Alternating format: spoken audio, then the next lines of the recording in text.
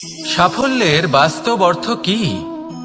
নিজের লক্ষ্যে দৃষ্টিবদ্ধ হয়ে থাকা, প্রতিদিন তার জন্য কর্ম করা, দৃঢ় নিষ্ঠার সাথে উত্থান পতনে সামনে এগোতে থাকা আর নিজের লক্ষ্য প্রাপ্ত করা, এটাই কি সাফল্য? যদি আপনার কোনো বস্তু লাভ করতে হয়, কোনো শক্তি লাভ করতে হয় বা কোনো স্থান লাভ করতে হয়, তাহলে তার জন্য এসব ঠিক আছে, কিন্তু বাস্তবে সাফল্য এটা নয়। আপনার কাছে থাকা কোনো বস্তু, শক্তি বা স্থান আপনি কিভাবে ব্যবহার করবেন তা আপনার উপর নির্ভরশীল। যদি তার সঠিক ব্যবহার আপনাকে করতে হয়, তাহলে উচিত সময় এবং উচিত স্থানে আপনাকে থাকতেই হবে। একে নিয়তিও বলা হয়। এবার ধরুন, এমন কোনো গ্রন্থ আছে যা জ্ঞানের দ্বারা ভরপুর, এমন জ্ঞান যার দ্বারা জীবন বদলে দেওয়া সম্ভব। এবার এই গ্রন্থ যদি এমন কোনো ব্যক্তির হাতে পৌঁছয় যিনি নিরক্ষর, তিনি কি এই গ্রন্থের সদ্ব্যবহার করতে পারবেন? কখনোই নয়। সেই জ্ঞান দিয়ে নিজের আচরণ পাল্টাতে পারবেন? কখনোই নয়। সেরকমই ধরুন, কোনো ব্যক্তি যার কাছে একটা অস্ত্র আছে, যার দ্বারা উনি শত্রুকে শেষ করে দিতে পারেন, কিন্তু সেই ব্যক্তি হলেন একজন কাপুরুষ। তিনি কি শত্রুকে শেষ করতে পারবেন? তিনি কি জয়লাভ করতে পারবেন?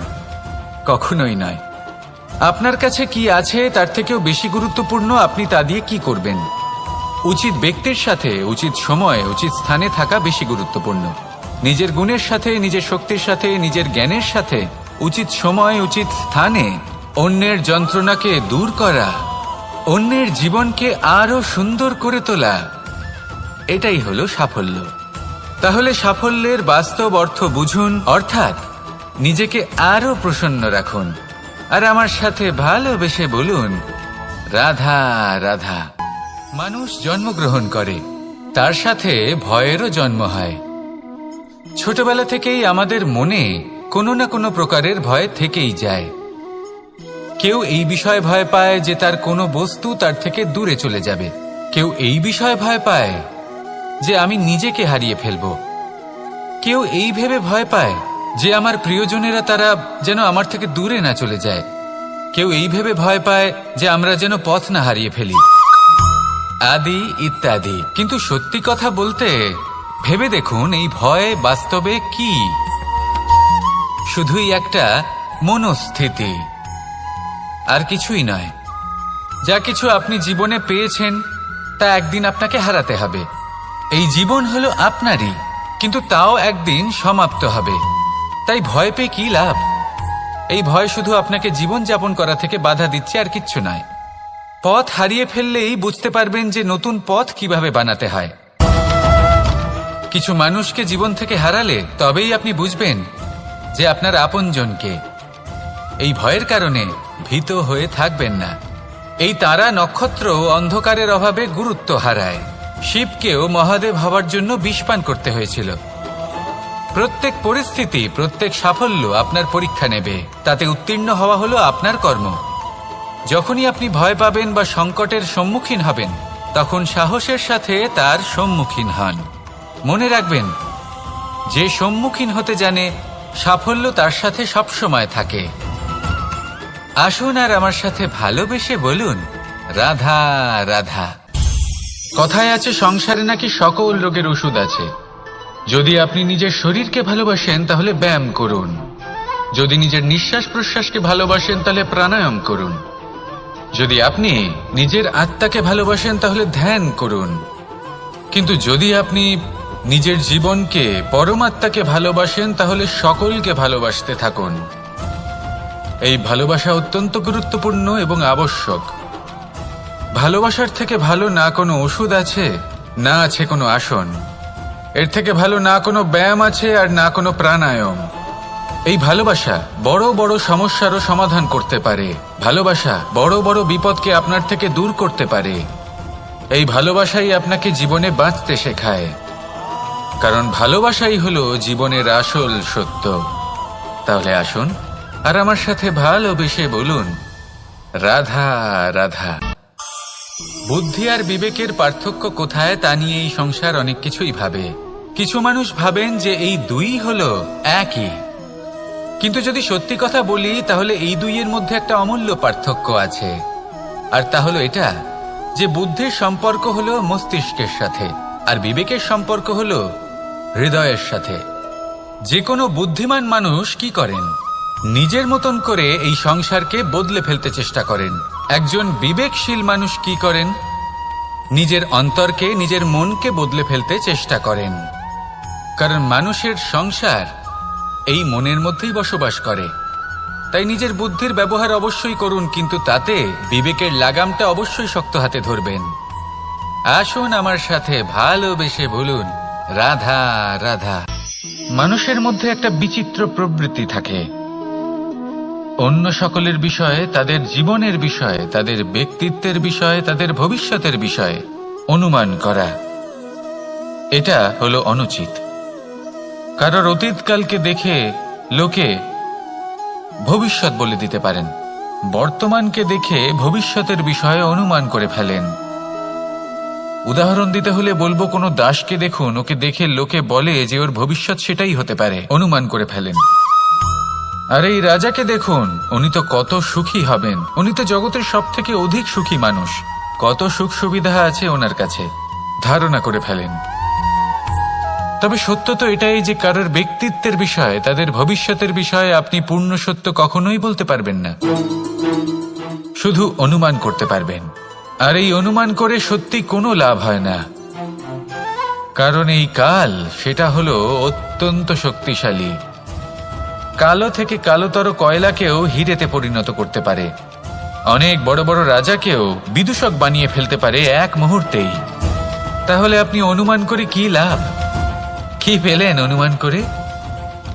সেই জন্য কারোর বিষয়ে কোনো অনুমান করবেন না, তার ভবিষ্যতের বিষয়ে অনুমান করতে যাবেন না, কারোর বিষয়ে কোনো ধারণা করে নেবেন না। কিছু করতে হলে ভালোবাসুন, সবার মধ্যে ভালোবাসা ছড়ান, সবার মধ্যে ধন্যাত্মক ভাব ছড়ান। এই মন প্রসন্ন হয়ে বলবে, রাধা রাধা। জীবনে সাফল্য লাভ করতে হলে মানুষকে উচিত পথে চলতে হবে, কিন্তু তার থেকেও বেশি গুরুত্বপূর্ণ হলো এটা বোঝা যে সেই পথে চলতে চলতে কখন আমাদের দাঁড়াতে হবে আর কখন আমাদের চলতে হবে। এই শিক্ষা অত্যন্ত গুরুত্বপূর্ণ। এবার দেখুন, ছোট্ট একটা কথা রয়েছে, ওকে আটকিও না, যেতে দাও। এই বাক্যের অর্থ কি? অর্থ যে কাউকে আটকিও না, যে এগোতে চাইছে তাকে এগোতে দাও, তার পথে বাধা সৃষ্টি করো না। এবার এই ছোট কথাতে এক অনুচিত স্থানে আমি দাঁড়িয়ে পড়ি। আটকাও, যেতে দিও না। এবার এর অর্থ কি হলো? যে এই ব্যক্তিকে আটকাও, তাকে জীবনে এগোতে দিও না, এর পথে বাধা সৃষ্টি করো। এবার এই ছোট কথাতে অনুচিত স্থানে যদি আমি আটকে যাই, তবে ভাবো কত পার্থক্য হলো।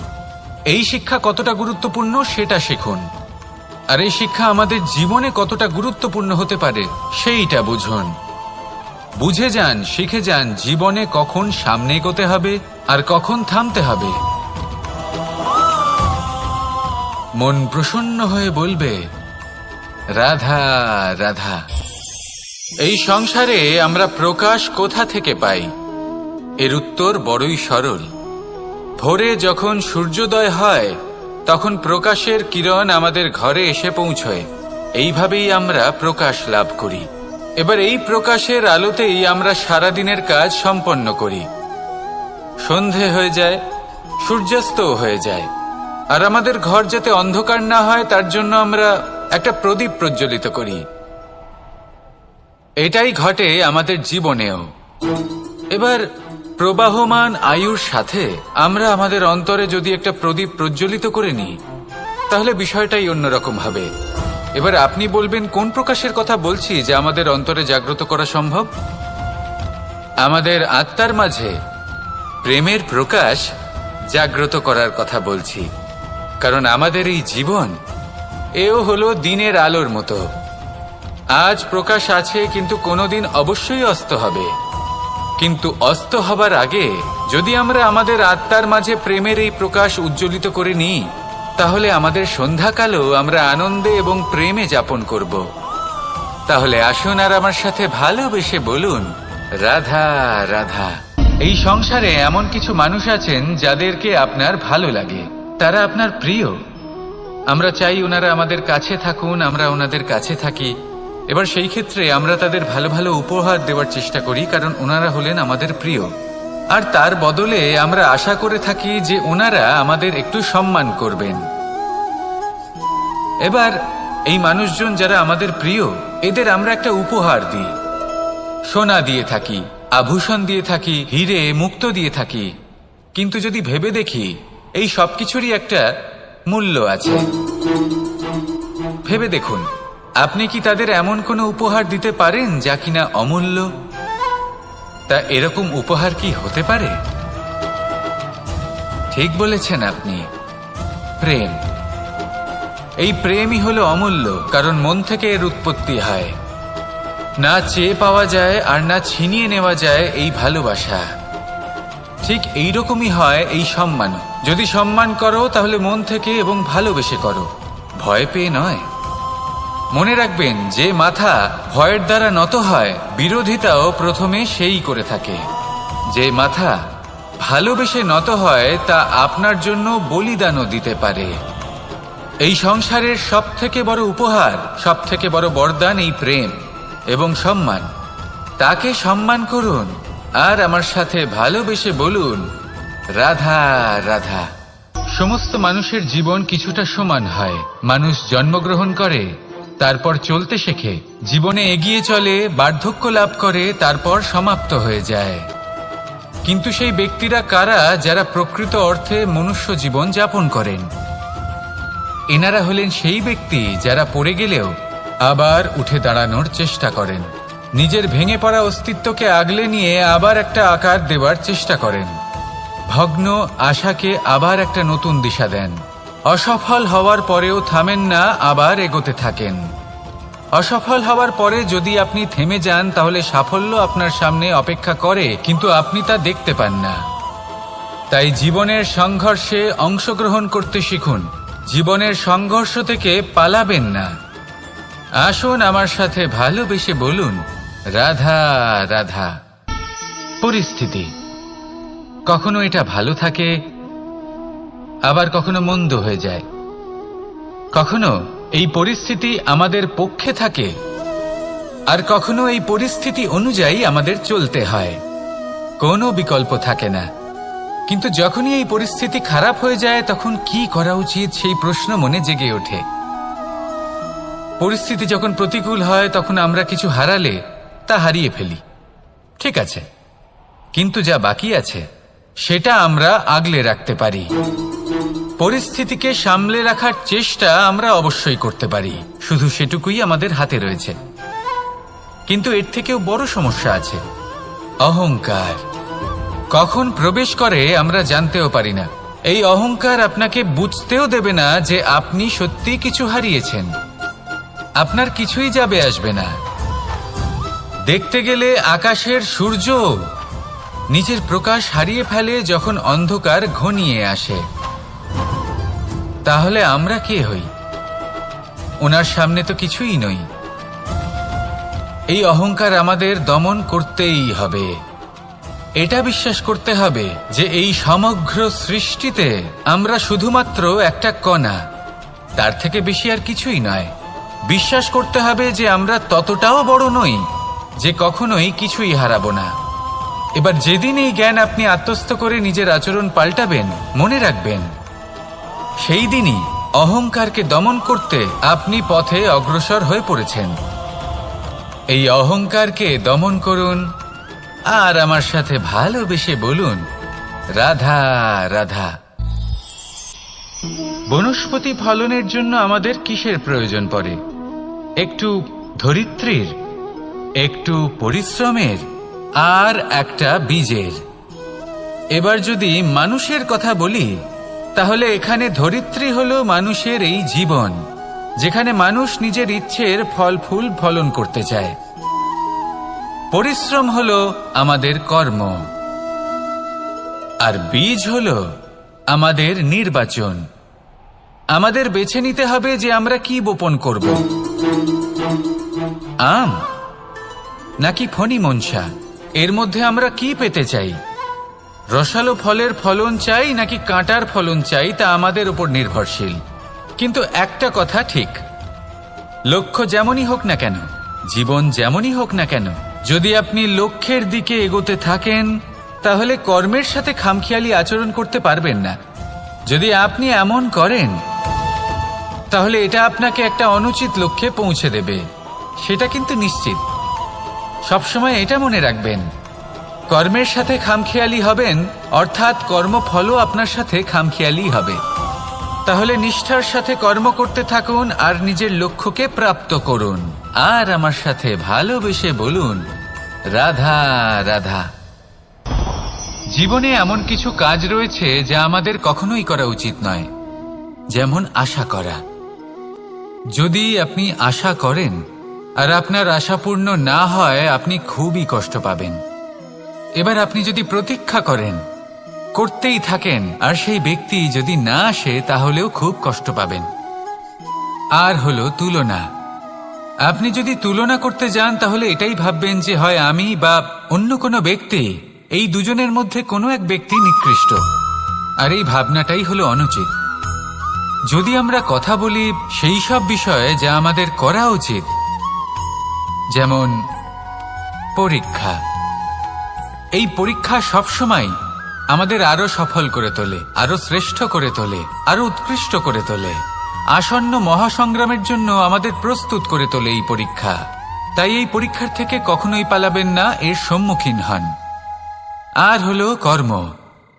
কর্ম করা কখনোই বন্ধ করবেন না। তুলনা করার বদলে কর্ম করুন, প্রতীক্ষা করার বদলে কর্ম করুন, আর আশা করার বদলে কর্মই করুন। জীবন সফল হয়ে যাবে।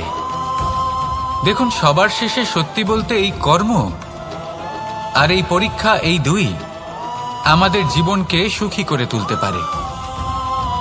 আসুন আর আমার সাথে ভালোবেসে বলুন, রাধা রাধা। এই জীবন কিভাবে বদলানো সম্ভব? কিছু মানুষ বলেন যে নিরন্তর কাজ করলে, পুরুষার্থ পালন করলে এই জীবন বদলে ফেলা সম্ভব। আজ আমি আপনাকে বোঝাবো যে এক মুহূর্ত, সময় আর সিদ্ধান্ত কতটা গুরুত্বপূর্ণ হয়। এক মুহূর্তই যথেষ্ট। একটা মুহূর্ত এত শক্তিশালী হতে পারে যে তা আপনার সমগ্র জীবন পাল্টে দিতে পারে। এমন এক সময় ছিল শ্রীরামের কাছে, যখন ওনাকে সিদ্ধান্ত নিতে হয় যে উনি নিজের পিতার আদেশ পালন করতে বনবাসে যাবেন নাকি যাবেন না। উনি সেই আদেশ পালন করেছিলেন। তারপর সময় অনুসারে উপযুক্ত সিদ্ধান্ত নিলেন। আর আজ সকলের মনে বসবাস করেন শ্রীরাম। আর অন্যদিকে আছে রাবণ। ওনার কাছে একটা সময় ছিল, একটা সুযোগ ছিল নিজের প্রারব্ধকে শুভ করে তোলার। উনি ভুল করলেন আর মৃত্যু লাভ করলেন। নির্বাচন সবসময় আপনার হাতে, শুধু আপনাকে সময়কে বুঝতে হবে, সেই মুহূর্তকে বুঝতে হবে আর উচিত সিদ্ধান্ত নিতে হবে, ব্যাস। বুঝতে শিখুন এই সময়ের দাবি কি, বুঝতে শিখুন এই সময়ের ইচ্ছে কি, আর উচিত সিদ্ধান্ত নিন। আর আমার সাথে ভালোবেসে বলুন, রাধা রাধা। মানুষের শরীর থেকে যা কিছু নির্গত হয় সবই পচনশীল, তা থেকে দুর্গন্ধ বেরোয়, একটা ঘৃণাবোধ জন্ম নেয়। আমাদের রক্ত হোক, অবশিষ্ট হোক, ঘাম হোক, নিঃশ্বাস হোক, আবার এমনকি যখন আমরা মনুষ্য শরীর ত্যাগ করি তারপরেও এই শরীরেও পচন ধরে, তার থেকে দুর্গন্ধ বেরোয়। কিন্তু বিষয়টা হলো এটা আমাদের হাতেই নেই। তাহলে আমাদের হাতে কি রয়েছে? আমাদের কর্ম, আমাদের উদ্দেশ্য আর আমাদের বাণী। যদি এইগুলো শুভ রাখেন তাহলে শুধু নিজে সুগন্ধিত থাকবেন না, এই সমগ্র সংসারকে সুগন্ধিত করে তুলবেন। কথায় আছে যে বাণীর থেকে অধিক মূল্যবান আর কিছুই নেই। সেই জন্য যে কোনো কথা বলার আগে নিজের শব্দকে নিজের মনের তুলাদণ্ডে মেপে দেখুন, তারপরে তার প্রয়োগ করুন। কখনো কখনো এমনও হতে পারে যে আপনার কথা কারোর জীবনে আশীর্বাদ হয়ে দাঁড়ালো, যার দ্বারা হয়তো সে শক্তি এবং প্রসন্নতা লাভ করলো। আবার এমনও হতে পারে যে আপনার কথা হয়তো কারোর মনে এমন আঘাত দিল, সে সেই আঘাত কোনোদিনও ভুলতে পারল না। আসুন আমার সাথে ভালোবেসে বলুন, রাধা রাধা। ইচ্ছে এবং চেষ্টা, এই দুই মানুষের মধ্যে আছে, কিন্তু এই দুইয়ের মধ্যে সামঞ্জস্য থাকা খুব প্রয়োজন। আপনার যা ইচ্ছে সেটা পূর্ণ করার জন্য চেষ্টার প্রয়োজন তো অবশ্যই। আপনি যে স্বপ্ন দেখেন সেটা পূর্ণ করার জন্য নিদ্রা ত্যাগ করে চেষ্টা করা অত্যন্ত প্রয়োজনীয়, নয়তো এই স্বপ্ন কখনোই পূর্ণ হবে না। যদি আপনি কোনো প্রশ্নের উত্তর চান তাহলেও আপনাকে চেষ্টা করতেই হবে। জীবনে যদি সামনে এগোতে হয় তাহলে পাকে কষ্ট দিয়ে সামনে এগোতে হবে, চেষ্টা অবশ্যই করতে হবে। যদি আপনি চেষ্টা না করেন, পরিশ্রম না করেন, তাহলে এই সংসার আপনাকে পেছনে ফেলে সামনে এগিয়ে যাবে। নিজের ইচ্ছেগুলিকে মন থেকে বাস্তবে আনুন আর চেষ্টার দ্বারা তাকে সার্থক করুন। এই মন প্রসন্ন হয়ে বলবে, রাধা রাধা। জীবনে কখনো সাফল্য আসে, আবার কখনো অসফলতা, কখনো আশা পাওয়া যায়, কখনো নিরাশা, কখনো জয় লাভ করি, আবার কখনো পরাজয়। এর পেছনের কারণটা জানা অত্যন্ত প্রয়োজনীয়। যদি আমি পরাজয়ের কথা বলি, যখনই আমরা পরাজয় লাভ করি আমরা ভাবতে থাকি যে এমন কেন হলো? আমাদের শত্রু কি বেশি শক্তিশালী ছিল, নাকি আমাদের নীতিতে কোনো খামতি ছিল? এই সমস্ত কারণের পেছনে খুব বড় একটা কারণ থাকে, আর সেই কারণ আমাদের অন্তরে সুপ্ত থাকে। ধরে নিন একটা পথ, তাতে আপনি চলছেন, সেই পথ কাঁটায় পরিপূর্ণ, কিন্তু আপনি পাদুকা পরে রয়েছেন আর আপনি হেঁটে সামনে এগিয়ে যান। এবার এমন একটা পথ এলো যা পুষ্পে ঢাকা, আর আপনি পাদুকা পরে রয়েছেন, কিন্তু আপনার পাদুকাতে একটা পাথর আটকে গেল। তখন দু পা হাঁটাও খুব কঠিন হয়ে পড়ে। এই সংসারের যে কোনো শক্তি আপনাকে পরাস্ত করার পূর্বে আপনি জানেন কে আপনাকে পরাস্ত করতে পারে? আপনার অন্তরের দুর্বলতা, আপনার অন্তরের সেই সুপ্ত শত্রু। আর সেই জন্য ইতিবাচক মনোভাব গুরুত্বপূর্ণ হয়ে পড়ে। ভালো মানুষদের সাথে থাকুন, সৎসঙ্গে থাকুন, বন্ধুত্ব করুন, ভালোবাসুন। এই ভালোবাসা এত শক্তিশালী এক অস্ত্র যাকে ব্রহ্মাস্ত্র পরাস্ত করতে পারে না। এই সমস্যারূপী পাথর কিছুই নয়। আসুন আমার সাথে ভালোবেসে বলুন, রাধা রাধা। এই জীবন আসলে কি? আমরা কারা? আমাদের অস্তিত্ব আসলে কি? পঞ্চতত্ত্ব দ্বারা নির্মিত আমাদের এই শরীর, আর এর মধ্যে পরমাত্মার একটি অংশ আত্মারূপে বসবাস করে। আর যখন এই জীবন সমাপ্ত হবে তখন আমাদের আবার এই পঞ্চতত্ত্বের মধ্যে বিলীন হয়ে যেতে হবে। এটাই সত্য। এবার অনেক মানুষ আছেন এমন অনেক চেষ্টা করতে থাকেন এমন কর্ম করার যাতে এই সংসার তাদের চিরস্মরণীয় করে রাখবে। কিন্তু এই জীবন আসলে কি? সেই সময় যখন আমরা নিঃশ্বাস নিই, আমাদের হৃদস্পন্দন হয়, আমরা যে মুহূর্তগুলো যাপন করি, এবার এই মুহূর্তগুলিতে আমরা কি করব সেটা অত্যন্ত গুরুত্বপূর্ণ। আমরা কি অহংকার করব নাকি পরোপকার করব? এই সৃষ্টিকে বেঁধে রাখার চেষ্টা করব নাকি নিজেকে উন্নত করে তোলার চেষ্টা করব? এটাই শিক্ষা যে বল হোক বা কায়া, এর প্রতি আমাদের না অহংকার করা উচিত আর না মোহ। শুধু প্রত্যেকটা মুহূর্ত প্রেমময় হয়ে বাঁচুন আর ভালোবেসে বলুন, রাধা রাধা। এই সংসারের সব থেকে বড় শক্তি আসলে কি? দৈহিক শক্তি, ভৌতিক শক্তি, রাজনৈতিক শক্তি, স্বর্ণের শক্তি, বিদ্যার শক্তি নাকি মায়ার শক্তি, ভক্তির শক্তি নাকি নিরাশক্তির শক্তি? এই সংসারের সব থেকে বড় শক্তি হলো হাসি মুখের। যদি আপনি এবং আমি এমন কোনো সময় হাসতে পারি যেখানে মুখে হাসি আসা প্রায় অসম্ভব, তাহলে বিশ্বাস করুন এই সংসারে কেউ আপনাকে ভাঙতে পারবে না। এটা কিছুটা সেই রেশমের কীটের মতো, যে চারিদিক থেকে নিজেকে ঢেকে রাখে একটা খোলসের মধ্যে থাকে কিন্তু জীবিত থাকে। এই হাসি মুখ এটা শুধুমাত্র একটা আবেগ নয়, এটা সংসারের যে কোনো অভাব দূর করে। অভাব আশার, অভাব বিশ্বাসের। এই হাসি আপনার অন্তরে আশার আলো জাগ্রত করে আর এই সংসারের হতাশা দূর করে দেয়। তাই কঠিন থেকে কঠিনতর পরিস্থিতিতেও মুখে হাসি বজায় রাখুন। এই শক্তি আপনার থেকে কেউ কাটতে পারবে না। আর যদি আপনার কাছে এই শক্তি থাকে তাহলে অন্য কোনো শক্তি আপনাকে বাধা দিতে পারবে না। তাহলে হাসুন আর আমার সাথে ভালোবেসে বলুন, রাধা রাধা। যজ্ঞের আগুনকে শুভ বলে মনে করা হয়, আর সেখানেই চিতার আগুনকে অশুভ মনে করা হয়। এমনটা কেন হয়? এখানে বিষয়টা হলো লক্ষ্য, বিচার এবং সঙ্গের। যখন আমরা যজ্ঞ করি তখন আমাদের লক্ষ্য কি হয়? পরিবেশকে আরো পবিত্র করে তোলা, ইতিবাচক করে তোলা। আমাদের লক্ষ্য শুভ হয়। তারপরে আসে বিচার। এই পরিস্থিতিতে সেই বিচার হলো অগ্নি। স্ফুলিঙ্গ থেকে তীব্র আকার ধারণ করে সমস্ত কাঠকে পুড়িয়ে দেয় এবং সুগন্ধ ছড়িয়ে দেয়। অর্থাৎ যদি আপনার লক্ষ্য শুভ হয় তাহলে তা নিজেই শুভ বিচারধারাকে আমন্ত্রণ জানায়। এই শুভ বিচার তখনই আসবে যখন আপনার সংকল্প শুভ হবে। অন্যদিকে হলো চিতার আগুন। এর লক্ষ্য কি? একটা দেহকে পরধামে পৌঁছে দেওয়া। সবার শেষে সবকিছু আপনার উপরে নির্ভরশীল যে আপনি কোনটা চয়ন করতে চান। আপনার লক্ষ্য যদি শুভ হয় তাহলে আপনার বিচার এবং সঙ্গতি আর তার পরিণাম সবই শুভ হবে। আসুন আর আমার সাথে ভালোবেসে বলুন, রাধা রাধা। এই সংসারের প্রত্যেক বস্তুর, প্রত্যেক পরিস্থিতির, প্রত্যেক আবেগের দুটি দিক আছে। এর মধ্যে পার্থক্য করা সম্ভব শুধুমাত্র দৃষ্টিভঙ্গির দ্বারা। যদি কোনো ব্যক্তি পর্বত শিখরে দাঁড়িয়ে থাকেন তাহলে উনি এটাই দেখতে পাবেন যে এই জলের ধারা সমুদ্রের দিকে বয়ে চলেছে। আরেক ব্যক্তি যিনি সমুদ্রের কাছে দাঁড়িয়ে আছেন তার এটাই মনে হবে যে এই জলের ধারা সমুদ্রের দিকে আসছে। এখানে বিষয়টা হলো দৃষ্টিভঙ্গির, আর এটাই সময়ের সাথেও হয়ে থাকে।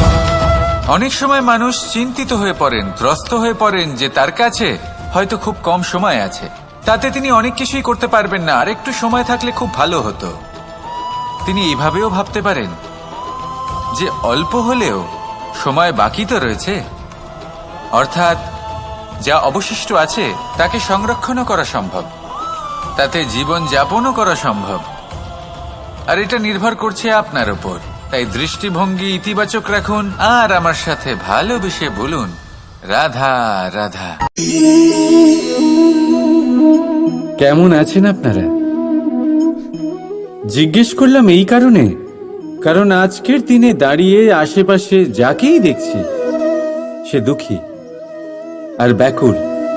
সে ভাবে সংসারে সব থেকে বেশি দুঃখ শুধু তার জীবনেই আছে, সব থেকে বেশি সমস্যা তার জীবনেই আছে। সংসারে এমন কেউ নেই যার জীবনে কোনো সমস্যা নেই, আর সংসারে এমন কোনো সমস্যা নেই যেটার সমাধান মানুষের কাছে নেই। কিন্তু সেই সমাধান খোঁজার জন্য নিজের বন্ধ দ্বারগুলিকে খুলে এগিয়ে যেতে হবে, সাহস করে এগিয়ে যেতে হবে।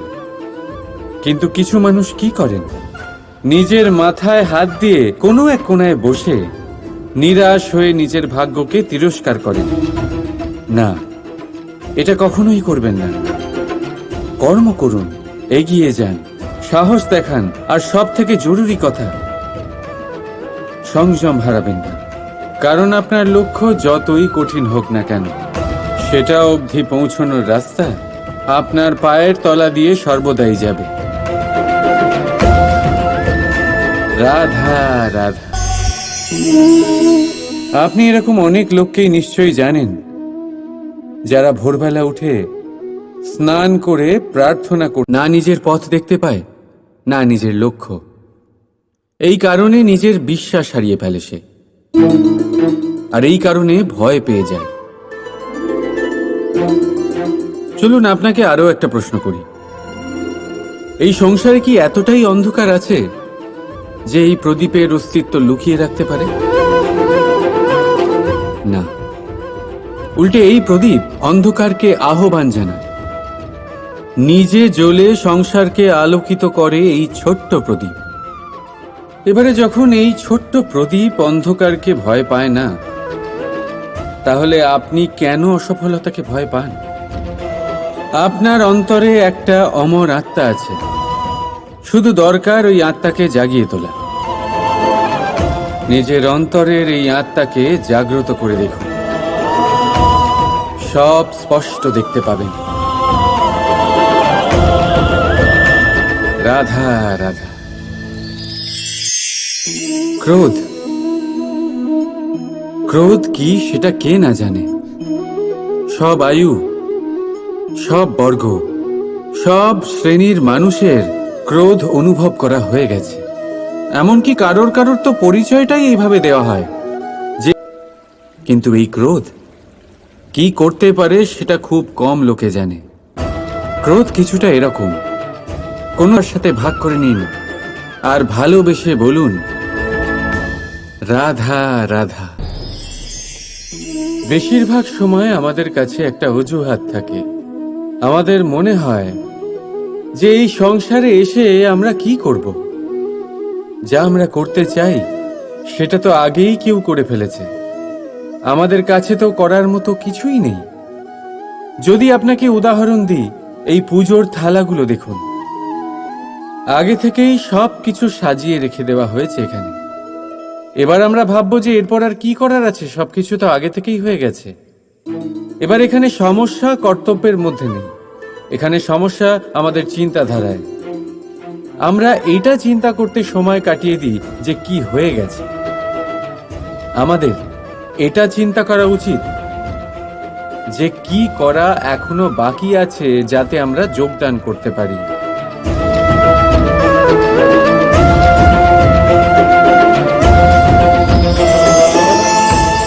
বুঝলেন, সংসারে এমন কোনো কাজ নেই যা শেষ হয়ে গেছে। আপনারা সবাই সেটাকে এগিয়ে নিয়ে যাওয়ার প্রয়াস করতে পারেন। আপনি সেই কাজকে আরো ভালো করে তুলতে পারেন। শুধু দরকার হলো ধন্যাত্মক চিন্তা ভাবনা। রাধা রাধা। अस्तु मा सद्गमे तमसो मा ज्योतिर्गमे মৃত্যুর্মা মৃতম গমে। আপনি কখনো নিজের গোটা জীবন অন্য কারোর সাথে ভাগ করে নিতে গেলে সব থেকে জরুরি কথা হলো স্বীকৃতি, স্বীকার করা। সামনের ব্যক্তিকে স্বীকার করে নেওয়া, তার সমস্ত গুণও তার সমস্ত দোষও। সম্পূর্ণরূপে কোনো ব্যক্তিকে স্বীকার করতে হবেই, তবেই সেই সম্পর্ক বেড়ে উঠবে, তবেই সেই সম্পর্ক আরো সুন্দর হয়ে উঠবে। একে অপরের দোষ বের করা, ওদের ছোট করা, এটা শুধুমাত্র একটাই কাজ করে, কোনো সম্পর্কের জীবনকে নাশ করে শুধুমাত্র। উল্টে এটা হওয়া উচিত যে একে অপরের দোষ জেনে নিয়ে তাদের জানতে না দিয়ে তাদের শোধরানো উচিত। তাদের দুর্বলতাকে তাদের শক্তি বানিয়ে দেওয়া উচিত। এটাই তো প্রকৃতপক্ষে দাম্পত্য। এটাই হলো খারাপের দমন, আর এটাই হলো গুণের উদয়। রাধা রাধা। সম্মান, সম্পর্ক, এই দুই একে অপরের সাথে এমন ভাবে জড়িয়ে যেমন প্রদীপ আর শিখা। কেউ কম নয়, কেউ বেশিও নয়, দুজনের অধিকার সমান হওয়া উচিত। যেমন স্বামী স্ত্রীর সম্পর্ক। এবার এখানে স্বামীর অর্থ স্বামী নয়, বরং সাথী। তার কর্তব্য হলো সাথে থাকা, আদেশ দেওয়া নয়। আর এই সম্পর্ক সহযোগিতার দ্বারা তৈরি হয়, অধিকার দিয়ে নয়। হাত বাড়ালে এটা বেড়ে ওঠে, আঙুল তুললে নয়। যদি এই সম্পর্কে একে অপরের মান রক্ষা করো, একে অপরকে সম্মান করো, তবেই এই সম্পর্ক বেড়ে উঠবে, তবেই এই সম্পর্ক অভিমানযোগ্য তৈরি হবে। রাধা রাধা। প্রেম, প্রেম কি তা সকলে জানে। সামান্য রূপে এই প্রেম আকর্ষণ দিয়ে শুরু হয়, আর এর মধ্যে খারাপ কিছুই নেই। গুরুত্বপূর্ণ কথা হলো এটাই যে এই প্রেমের লক্ষ্য কি। যাকে আপনি প্রেম করেছেন তাকে পাওয়া, নাকি না পাওয়ার জন্যে নিজেকে বিচলিত করে সংসার থেকে মুখ ফিরিয়ে নেওয়া। যদি কেউ এই দুই বিকল্পের মধ্যে একটাকে বেছে নেয়, তাহলে আপনাকে বলে দিই, এই দুটোই প্রেমের অন্ত। প্রেমের আসল অর্থ হল সমর্পণ, সম্পূর্ণ নিঃস্বার্থ সমর্পণ। এমন প্রেম যাতে যার সাথে আপনি প্রেম করেছেন তাকে পাওয়ার প্রসন্নতা আপনার লক্ষ্য নয়, যাকে প্রেম করেছেন তাকে প্রসন্ন করাই আপনার লক্ষ্য হোক। এই প্রেম ঈশ্বর। কিন্তু যদি এই প্রেমে সম্পূর্ণরূপে সমর্পিত না হন, তাহলে এই প্রেমের কাঠামো তৈরি করতে পারবেন না। কিন্তু যদি এই প্রেমে নিজেকে পুরোপুরিভাবে সমর্পিত করতে পারেন, তাহলে বুঝে যাবেন এই প্রেমে আপনি ঈশ্বর পেয়েছেন। রাধা রাধা। প্রেম, এই প্রেম এই সংসারে কে না করেছে? প্রত্যেকে প্রেম অনুভব করেছে। প্রত্যেকে জানে এই প্রেম কতটা সুন্দর। কেন নয়? এই প্রেমের অনুভূতি এই সংসারে সব থেকে শক্তিশালী। এবার প্রত্যেক শক্তির সাথে আসে কিছু দায়িত্ব। এবার যখনই এই দায়িত্ব আমাদের জীবনে আসে, আমরা সর্বপ্রথম প্রেম ভুলে যাই। আর আমাদের এই প্রেম বোঝা বলে মনে হয়। কিন্তু এই সংসারের সত্য তো এটাই যে প্রত্যেক প্রসন্নতা পেতে গেলে দায়িত্ব তো অবশ্যই আসবে, যা আমাদের পালন করতেই হবে। এবার যদি আমি আপনাকে উদাহরণ দিই, আপনার বাগানে আপনি চান একটা অত্যন্ত সুন্দর পুষ্পে ভরা বৃক্ষ জন্ম নিক, তাহলে সর্বপ্রথম তার জন্য আপনাকে জল আর রোদের আয়োজন করতে হবে। তার শিকড়ে যাতে পোকা না ধরে তা আপনাকে সুনিশ্চিত করতে হবে। সেটার আশেপাশে গজানো আগাছা আপনাকে সরিয়ে দিতে হবে। আর তারপরেই আপনার বাগানে সেই সুন্দর পুষ্পে ভরা বৃক্ষ জন্মাবে, তাই তো? ঠিক এমনই হয় এই প্রেমও। সর্বপ্রথম আপনাকে এর মধ্যে সমর্পণের সার জল দিতে হবে। অবিশ্বাস আর সন্দেহ, এই দুই আগাছা আপনাকে পরিষ্কার করতে হবে। আর বিশ্বাসের সেই শিকড় কখনো যাতে দুর্বল না হয় সেটা আপনাকে সুনিশ্চিত করতে হবে। আর তারপরেই প্রেমের বাস্তবিক সুখ আপনি অনুভব করতে পারবেন। রাধা রাধা।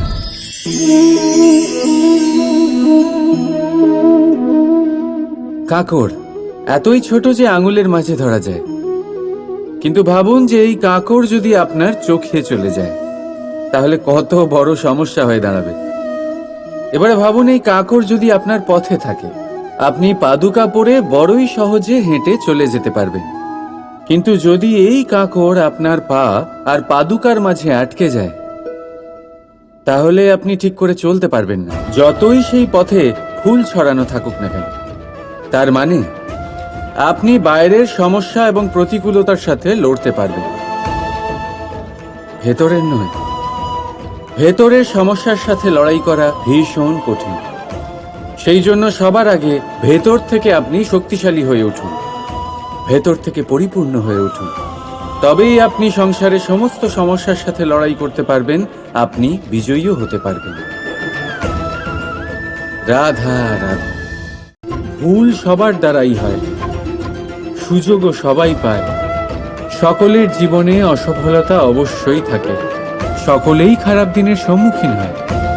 কিন্তু এই সমস্ত কথা ভুলে গিয়ে যখন জীবনে আগে এগোবেন, তখনই তো এই সংসারে এই আকাশে সূর্য হয়ে উজ্জ্বল হয়ে উঠবেন, তখনই তো এই সংসারকে আলোকিত করবেন। তাই প্রতিদিন জেগে উঠুন এক নতুন জন্মের সাথে, এক নতুন উৎসাহের সাথে, এক নতুন লক্ষ্য নিয়ে। কারণ ঘটে যাওয়া ঘটনা আপনাকে কষ্ট দেওয়ার জন্য নয়, শুধুমাত্র শিক্ষা দেওয়ার জন্য হয়। রাধা রাধা।